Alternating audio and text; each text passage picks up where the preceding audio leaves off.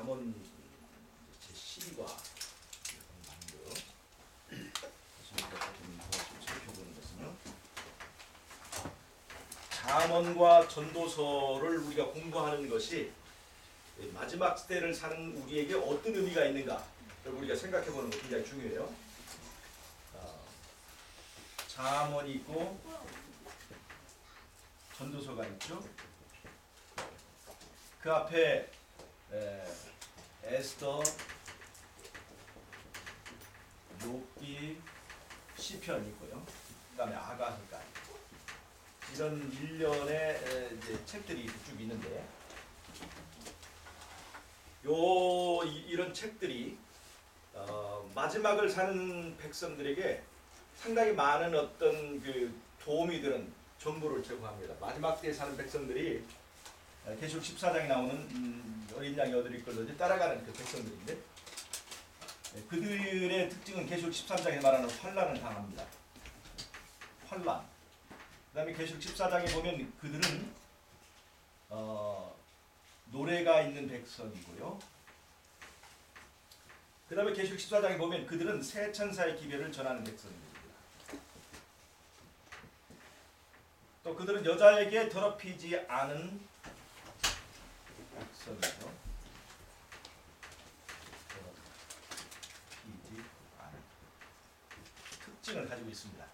그런데 여기 지금 우리가 지금 이 열거한 이 책들은 그런 것에 관한 상당히 많은 그 정보들을 우리에게 보여줘요. 에스더와 욥기는 이게 환난에 관한 책들이죠. 에스더는 단체적 민족적 환난을 말해줍니다. 욥기는 개별적 개인적인 경험이죠. 개인적인 그 환난에 관한 것이고요. 민족적인 것, 그 민족에 속했기 때문에 누구나 받는 그런 환난이 있는가 하면 또 개별적으로 개인적으로 각 다른 모양, 다른 색깔로 받는 그런 환난도 있습니다. 그것을 에스더서와 욥기서가 우리에게 보여줘요. 에스더서는 우리에게 하나님의 백성들을 그들을 죽이기로 사형명령을 내리고 그 다음에 그들이 그걸로 인해서 극심한 고통을 당하는 어떤 환난이 정말로 있을 것인가? 이렇게 종교의 자유가 보장되고 이렇게 평화로운 이 시대에 개화되고 문명화된 이 시대에 그런 일들이 정말로 있을까? 믿어지지 않고 믿음이 약할 때 우리는 에스더서를 통해서 선악간의 대쟁투가 끝나지 않은 세상에서 그런 일들이 실제로 있을 수 있고 어떻게 진행될 것이라고 하는 것을 과거를 통해서 깨닫게 해줍니다.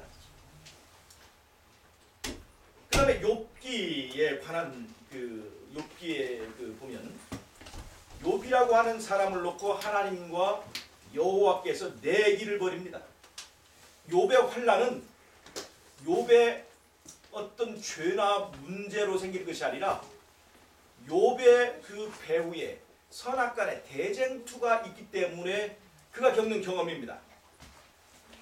그래서 욥을 두고 내기를 하는 그 대쟁투의 그 배경을 보여줘요.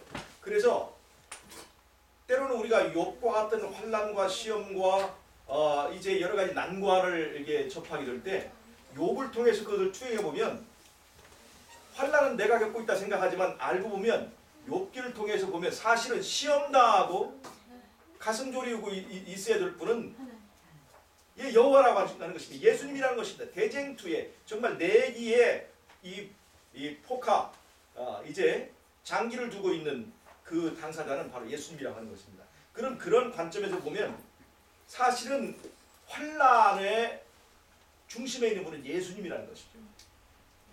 적어도 우리는 예수님과 함께 우리는 같은 환난을 당하고 있는 것이다. 예수님은 지금 우리를 믿고 그 내기를 하신다고 하는 그 우리의 가치와 위치에 대한 그 위대한 발견을 할 수 있게 하는 것이 바로 욥기에서의 얘기입니다. 하나님이 우리를 믿어주는 거예요. 여호와가 만군의 여호와가 이 지구를 만들 뿐만 아니라 태양계를 만들 뿐만 아니라 은하계를 만들고 그 은하계가 여러 개 모여서 하나의 성구를 이룬 그 광활한 우주를 다스리는 하나님께서 나를 기억하고 나를 믿어주고 그 다음에 하나님께서 거기다 정말 말도 안 되는 도박을 하신다는 거, 엄청나게 올인하시고 그 한다고 하는 그것을 볼 때 사실은 우리가 당하는 환난이라고 하는 것이 얼마나 이게 좀 영광스러운 것인가를 우리가 알 수 있어요. 내가 당하는 환난을 통해서 환난이 있어도 정말 하나님을 자원하여 섬기고 말씀대로 순종하며 사는 것을 즐길 수 있는 백성이 세상에 있는가 없는가 라고 하는 도전을 당했을 때 예수 믿으면 그렇게 돼. 믿는 자는 그렇게 할 수 있어. 믿는 자는 그런 중에서도 순전한 삶을 살 수 있어 라고 하는 것을 욥을 두고 그런 내기가 벌어지는데 그것이 바로 14만 4천인의 경우가 똑같다는 것입니다. 14만 4천인의 흠없는 삶이라고 하는 것은 욥을 통해서 보여주는 순전한 삶을과 이게 매치가 된다는 것입니다. 욥이 환난을 당하지 않습니까? 그가 가졌던 재산과 또 경제적 기초가 한순간에 그냥 무가치하게 다 사라져버리는 그것을 두 눈 똑바로 뜨고 이거 보지 않습니까? 가정이 풍비박산이고 다 있지 않습니까? 이건 마치 우리가 일변명이 실제 났을 때 우리가 지니고 있던 사회적인 지위와 신분, 그 다음에 이 동산과 부동산을 통해서 우리가 누리던 여러 가지 경제적 이점과 이득이 순간에 다 날아가 버리고 그것을 통해서 가정이 파탄이 납니다. 짐승의 피 받은 사람과 하나님의 인받은 사람, 하나님의 말씀대로 순종하는 사람과 그 다음에 타협하려고 하는 그런 사람들 간에 그동안에 누렸던 평화가 다 깨져버리고 가정이 풍비박산이 나는 것입니다. 심지어 내가 사랑하던 그 아내는 나를 향해서 그렇게 하나님을 믿고 살았으면 왜 이런 일이 일어날 것이냐, 하나님을 욕하고 그냥 죽어버리라. 얼마나 이게 사실 그 아내가 정말 욥에게 한 그 표현이지만 사실 누구에게 침뱉는 거예요? 하나님에게 가르침을 탁 뺏는 거예요. 이게 그런 것을 이제 겪는 것입니다. 평화로웠던 그 신앙 좋았던 그 욥이 그것을 하루 이틀 경험하는 욥기는 잠깐이지만 사실 그 상당히 어느 정도는 환난을 어떤 그 사람의 신앙의 인내심의 한계치를 시험할 때까지 그것을 겪었다는 것입니다. 나중에는 생명의 위험까지 겪는 그런 재앙, 질병의 침범을 당하죠. 그런데 거기서 조건은 절대 죽이지 말아라. 14만 4천의 경험이 바로 그거예요. 그들은 죽지 않습니다. 사실은 죽고 싶어요. 이것들이 너무나 힘들기 때문에 잠들었으면 좋겠다 하지만 자살할 수 없는 거예요. 예수 믿는 사람이. 그래서 그들의 시험이 더 큰 것입니다. 차라리 그들의 소원대로 그냥 잠들어서 구원받는다면 이걸 구원의 문제로 말하면 안 돼요. 구원의 문제는요, 죽어서도 구원받을 수 있고 살아서 구원받을 수 있고, 그러나 이건 대쟁투의 차원에서 이걸 이해해야 된다는 거죠. 바로 욥이 바로 그것을 이야기해 주는 거예요. 그 내면에 뭐가 있었냐면 욥이 구원받느냐 않느냐 그런 것이 중요한 게 아니라 대쟁투에 관한 내기가 벌어지고 있다는 것입니다. 앞으로 우리를 두고 하나님께서 내기를 거는 그런 사건들이 우리 있을 것을 이 욥을 통해서 우리에게 보여주는 것입니다. 그래서 이 에스더와 욥기는 단체적인 환난과 그다음에 개인적인 그런 환난을 우리에게 보여줍니다. 그 다음에 시편과 아가서는 노래입니다. 짝이 있대요. 시편은 150편으로 되어 있는데 시편 1편은 복 있는 사람과 의인과 악인을 구별하면서 하나님의 율법을 즐거워하고 그것을 주야로 묵상하는 자라고 했습니다. 하나님의 율법이 즐겁고 주야로 그것을 묵상하는 자는 하나님의 말씀을 순종하는 것이 쉬울까요? 어려울까요? 쉽습니다. 쉬운 거예요. 그건 할 수 있는 일이에요. 네. 그 사람은 순전한 삶을 살 수 있을까요? 없을까요? 있어요. 흠없는 삶을 살 수 있을까요? 없을까요? 있어요. 그것이 문제예요. 근데 시편 1편에서 그걸 말하고 있습니다.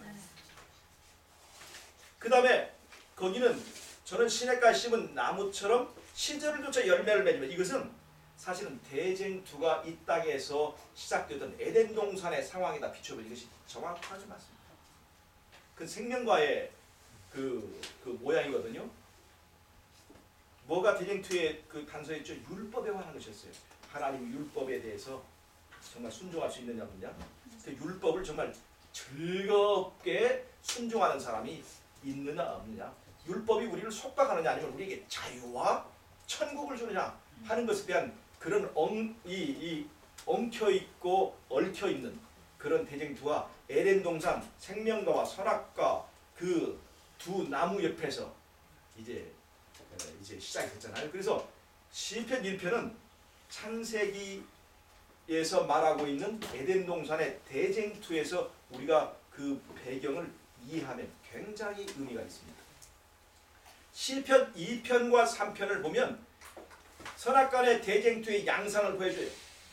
주의 기름 부은 받은 자를 군왕들이 대적하여 도전합니다. 2편과 3편. 그는 마치 하늘의 막대한 직분과 역할을 맺었던 능력 있는 천사들이 루스벨이 여호와의 기름 부은 자 이 예수님에 대해서 도전하는 그 모양을 그대로 설명해 주고 있습니다. 시편 4편은 마치 창세기 4장에 나오는 두 제사와 같이 주님께 드리는 기쁨의 제사가 저희의 포도주와 곡식으로 드릴 때의 기쁨보다 더 낫다고 하는 아벨의 제사와 가인의 제사와의 비교를 이 창세기 4장과 시편 4편이 그대로 매치되어 설명하고 있습니다. 제가 지금 이렇게 보여드리는 것은 뭐예요? 시편 속에 성경 전편을 통해서 흐르고 있는 하나의 대쟁투의 커다란 물줄기가 흐르면서 그 대쟁투의 물줄기, 이 커다란 대하가 흐르고 있는데 그 강변에서 일어나고 있는 이 대쟁투와 관련된 노래들이 바로 시편이라고 하는 것입니다. 시편 150편은 모든 악기들이 동연하여 수금과 비파와 나팔과 이 모든 것들을 동원해서 어떤 노래를 부르냐면 할렐루야 찬송을 하죠. 할렐루야. 하나님을 찬양하는 것입니다. 이 노래가 왜 중요하냐? 이 다니엘서 3장에 보면 금신상을 세울 때 거기에도 노래가 나옵니다. 거기도 노래가 나와요. 금신상을 세울 때.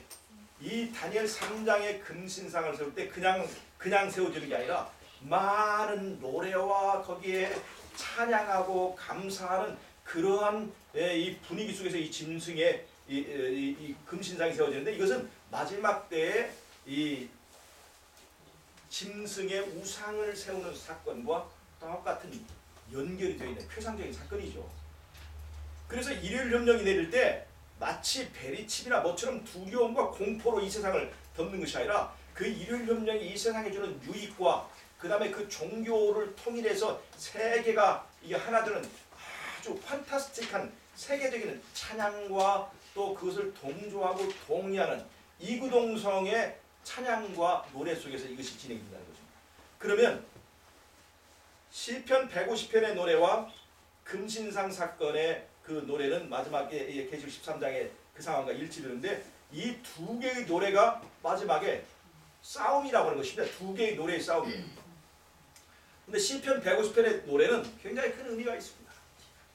어린 양이 어디로 이끌려 따라가는데 14만 4천 마지막에 남은 무리가 따라가고 있는데 어린 양이 어디로 이끌리는지 따라가는 것이 쉬운 일입니까? 어려운 일입니까?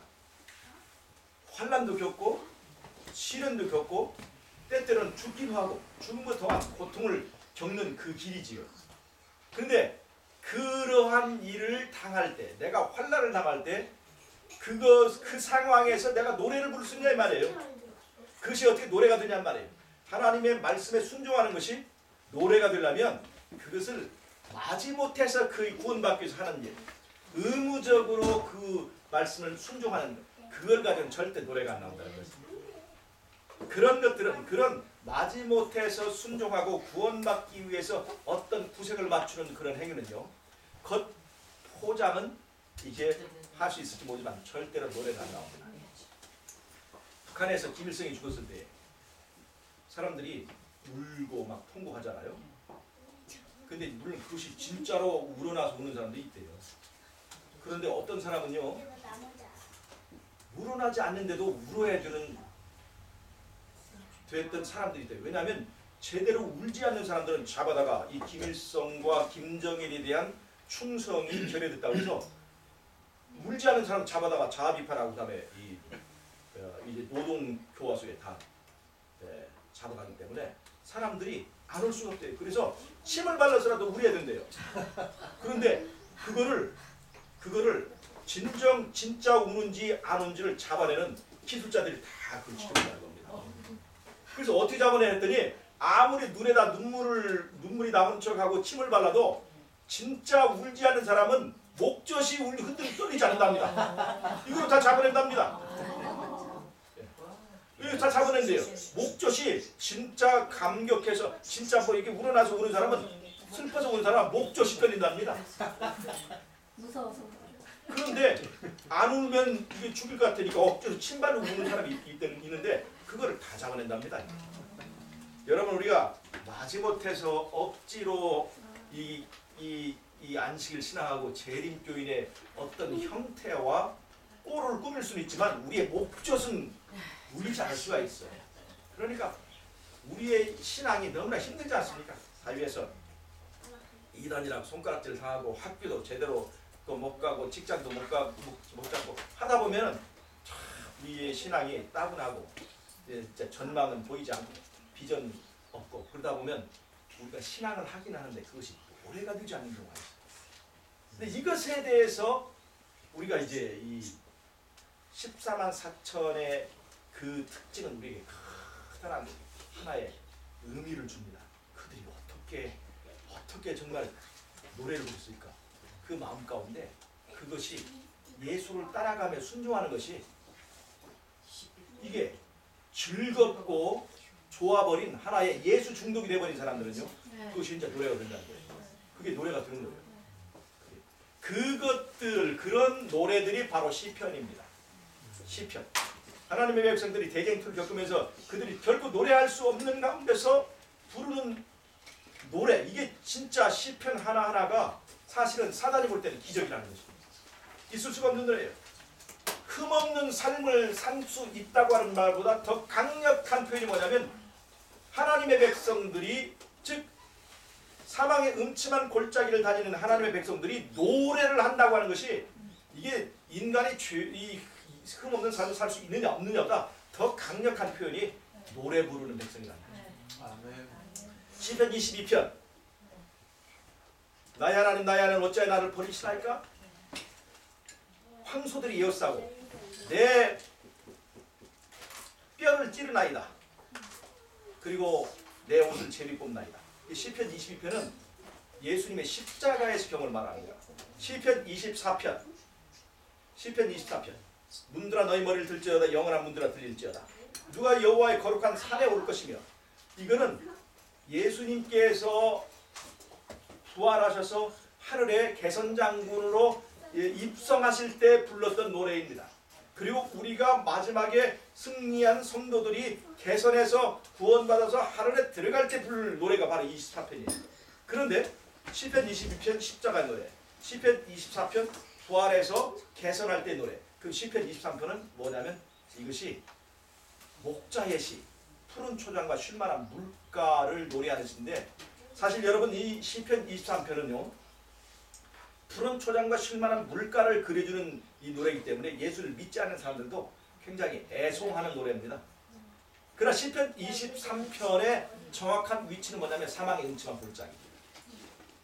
사망의 음침한 골짜기에서 푸른 초장과 쉴만한 물가를 노래할 수 있는 믿음의 노래이기 때문에 이것이 대단한 거예요. 그러니까 푸른 초장과 쉴만한 물가에서 이런 노래 부르는 건 너무나 쉽습니다. 그러나 사망의 음침한 골짜기에서 이 노래를 부르는 것은 아무나 부르지 못해요. 그래서 이 노래가 무서운 것입니다. 사단의 그 대쟁투적 도전을 완전히 격침시켜버리는 것이 바로 이 하나님의 백성들이 부르는 노래예요. 그게 굉장히 무서운 것입니다. 예. 사단이 무서워하는 거예요. 그래서 그 노래가 시편 속에 들어있습니다. 대쟁투에서 사단이 정말 무서워하는 것이 시편이. 그래서 성경책에 가장 가운데에 깊숙한 곳에 들어있습니다. D장의 무기이기 때문에. 그런데 이 시편과 짝이 드는 것이 바로 아가서예요. 아가서는 예수님과 우리와의 사랑의 관계를 말해줍니다. 마지막 때 하나님의 백성들, 이 어린 양의 얻을 따라가는 그 자들이 불러야 될 노래는 사단과의 싸움에서 승리하고 이기고 죄를 극복하고 이기는 자의 그 노래 시편. 이거는 군가와 같은 것입니다. 하나님의 백성들이 이 14만 4천이라는 것은 군사적 편제거든요. 군대의 이 편제. 군인들이 군가처럼 부르는 것이 시편이라고 한다면 아가서는 예수님과 우리의 연가입니다. 연인의 노래, 사랑의 노래입니다. 이 사랑의 노래와 함께 군가가 함께 부르야지 군가만 부르면요 이게 굉장히 무서운 사람들이 돼요. 군가만 부르면. 그러나 우리는 군가와 함께 연가를 함께 부르는 균형이 우리에게 있어야 된다는 거죠. 그래서 예수님과 나의 은밀하고 내밀한 경험이 우리의 일상을 통해서 생활에도 되지 않은 사람은요. 그래서 예수와 나만이 통하는 어떤 신비한 비밀을 나누는 그런 사이가 되지 못하면 어린 양이 어디로 이끌든지 따라가는 그런 일은 절대로 있을 수 없다는 것입니다. 그래서 시편과 아가서는 바로 이 마지막 때 우리가 불러야 될 하나님의 백성들의 노래의 요소를 말해줍니다. 하나 여기다 더 붙인다면 에레미야, 에가가 여기 하나. 교회에 대한, 죄에 대한 안타까움. 그 세 가지 노래는 마지막 때 이제 시편과 아가서 그리고 에레미야, 에가 이 세 가지 노래가 참으로 중요하다고 볼 수 있습니다. 오늘 그리고 나서 이제 우리가 가운데 있는 것이 뭐냐면 바로 잠언과 천두소입니다. 우리가 공부하는 잠언과 잠언이죠. 이 14만 4천 예 어린 양의 얻을 이끌고 따라가는 이 남은 무리의 특징은 그들은 세천사의 기별을 전하는 것입니다. 세천사의 기별의 내용이 뭐냐면 하늘과 땅과 바다와 물들이 그를 만드신 이를 경배하라 하는 것입니다. 네. 창조주를 경배하라는 거죠. 이 창조주를 경배하라고 하는 그 내용이 어디 나왔냐면 잠언과 전도서 나왔습니다. 전도서 뭐예요? 전도서 12장 13절 이래 결국을 다 들었으니 어떻게 하라는 것이에요? 네. 하나님을 경유하는 것이 사람의 본분이라고 얘기했습니다. 그게 다른 말로 하면 그게 뭐예요? 여호와를 하라는 건데 재미있는 것은 전도서에는 여호와라고 하는 말이 한마디도 없습니다. 근데 잠언은 뭐라 하냐면 여호와를 경유하는 것이지 근본이라고 해요. 잠언은 여호와를 경유하라. 전도서는 하나님을 경배하라. 합치면 여호와 하나님을 경배하라. 즉 하나님은 하나님이 돼 이 세상에 하나님을 주장하는 사람이 많은데 그 중에서 우리는 여호와 하나님을 경배하라고 하는 것입니다. 그것을 말해주는 것이 잠언과 전도서의 조합입니다. 그러면 세천사의 기별의 내용이 어디에 들어있냐면 잠언과 전도서에 들어있어요. 자, 세천사의 기별을 전하는 이 무리가 남은 무리인데 그 남은 무리가 이제 처음에 묘사된 것이 계시록 10장 17절입니다. 세천사의 기별을 가진 사람들의 특징이 뭐냐면 하나님의 계명을 지키며 예수의 증거를 가진 자예요. 두 가지 하나님의 계명을 지키며 예수의 증거를 가진 자. 자 그러면 보세요. 잠언은 뭐가 있냐면 잠언은 여호와의 하나님의 율법, 아버지의 법, 어미의 법 거기서 떠나지 말라는 것이죠. 율법에 대해서 얘기하고 있습니다. 잠언에는 두 여자에 대해서 얘기하고 있습니다. 잠언 31장에 정숙한 여자 또 잠언 또 앞쪽에 음녀에 대해서 얘기하고 있어요. 계시록에서는 뭘 말하고 있어요? 음녀, 여자에게 더럽혀지 않은 물이라고 14장 4절을 묘사하고 있죠. 잠언은 분명히 그것을 얘기하고 있습니다.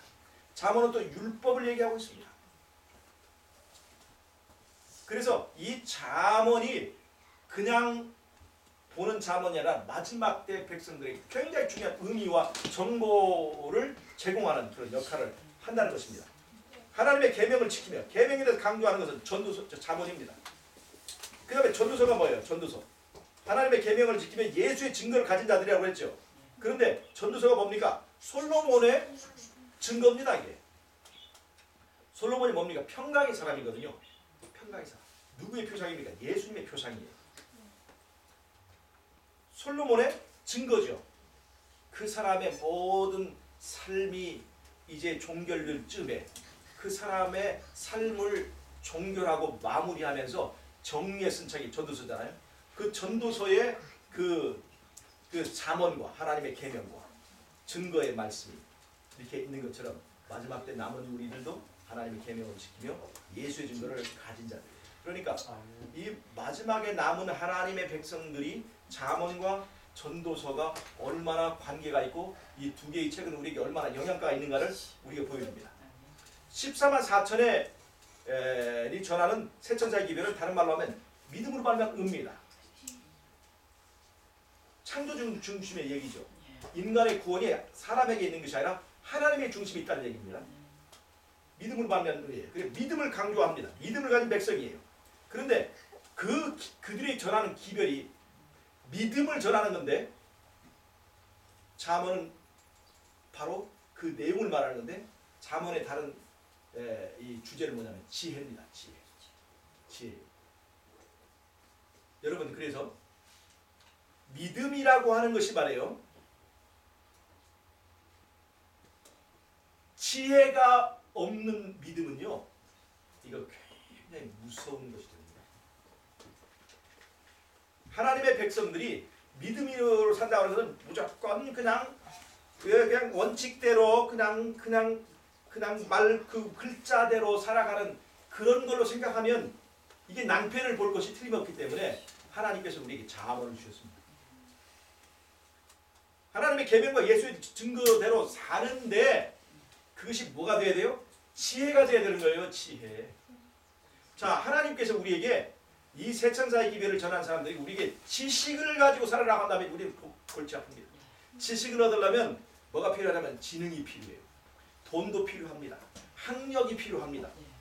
이런 것들을 우리에게 이 남은 우리의 조건으로 한다면요. 우리는 다 탈락입니다. 다 탈락이에요. 지식이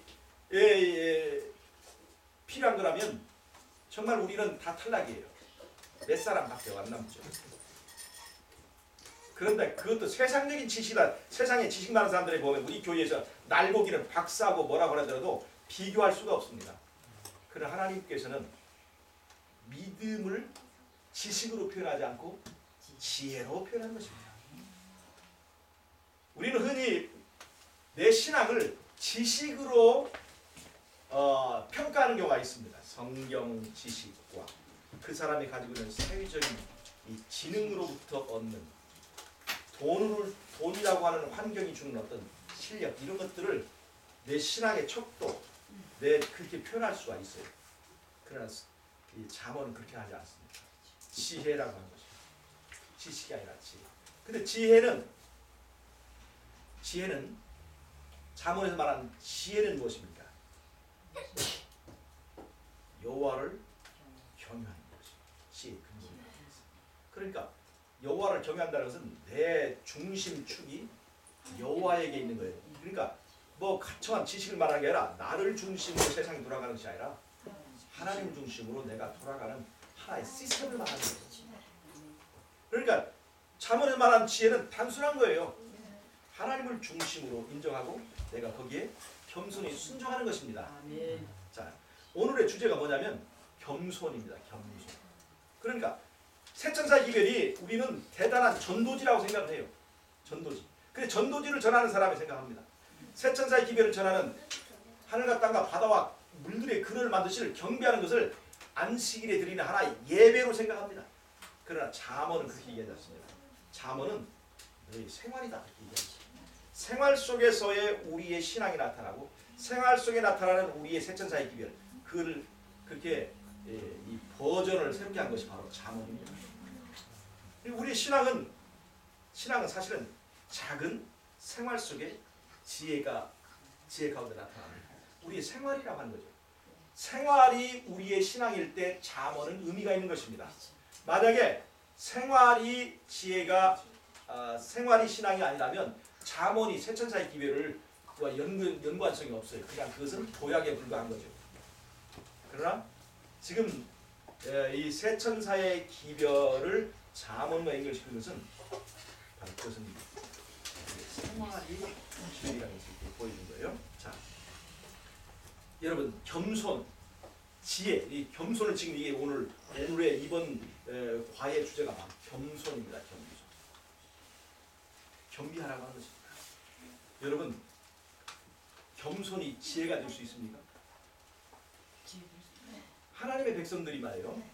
하나님의 백성들이 우리가 시골 생활 기별을 전하든지 음식물 기별을 전하든지 안식일 기별을 전하든지 또는 여러 가지 교육 기별과 모든 기별들을 전할 때 이 지혜가 있어야 돼요. 지혜가. 지혜 없이 문구에 잡힌 사람들이 말이죠. 이게 참 기별을 무너뜨립니다. 극단적인 것을 이제 만들어내죠. 그러나 참으는 제발 믿음을 전하되 지혜를 잃지 말아라 이렇게 말하고 있습니다. 지혜를. 그래서 전도할 때도 뭐가 필요해요? 지혜가.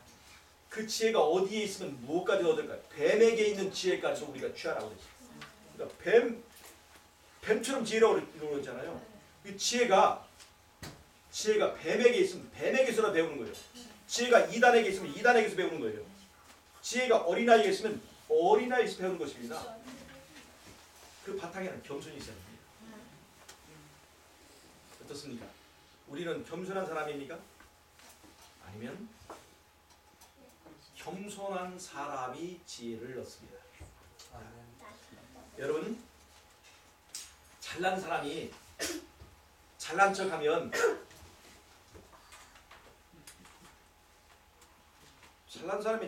이건요 그냥 있는 그대로 팩트예요. 못난 사람이 잘난 척하면 이게 교만입니다. 여러분 우리는 그냥 있는 그대로 사는 사람입니까? 아니면 좀 교만한 사람입니까?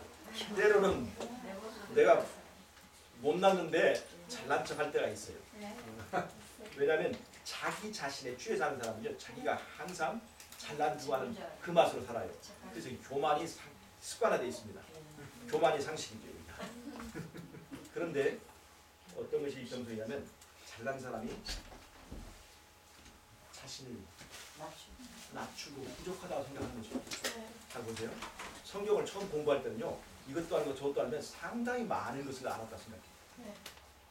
그러나 진짜 성경의 원리를 이게 깨닫고 어떤 커다란 그 광활한 그 말씀의 바다 앞에 서고 하게 되면요 자기가 알고 있는 것이 진짜 모래알 하나에 불과했다는 것을 깨닫게 됩니다.